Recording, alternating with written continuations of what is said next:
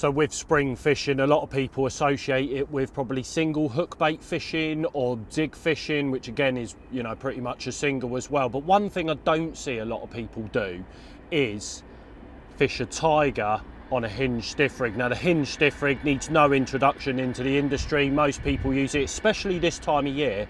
If you're using a single hook bait, 9 times out of 10, you're probably going to use a hinge stiff rig. Now, the issue obviously you'll have with a tiger nut is you don't buy a pot of pop-up tigers.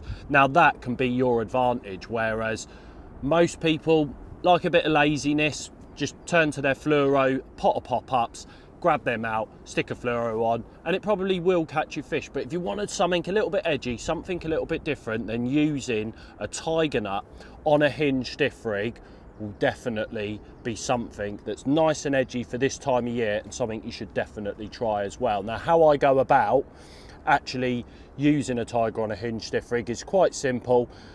You see, I've got a 12mm cork ball there.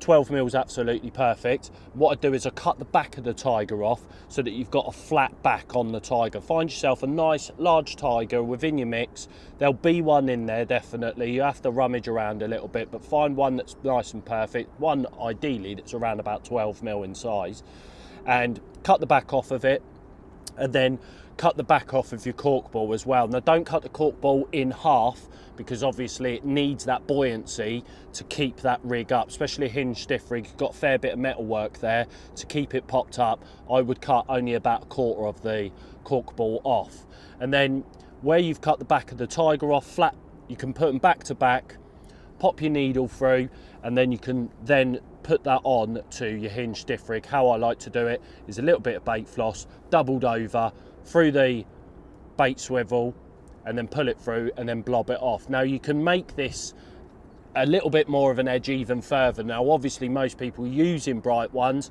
and your most favoured bright hook bait to use, I feel, is a white hook bait. Now you can turn your tiger white by just skinning it. So all you basically do, get yourself a nice sharp Stanley knife, skin the top of the tiger off, and then what you'll be left with is a nice bright white hook bait. Not only is that going to link more attraction, it's going to be a very good visual for the fish to home in on, to use that as a single hook bait.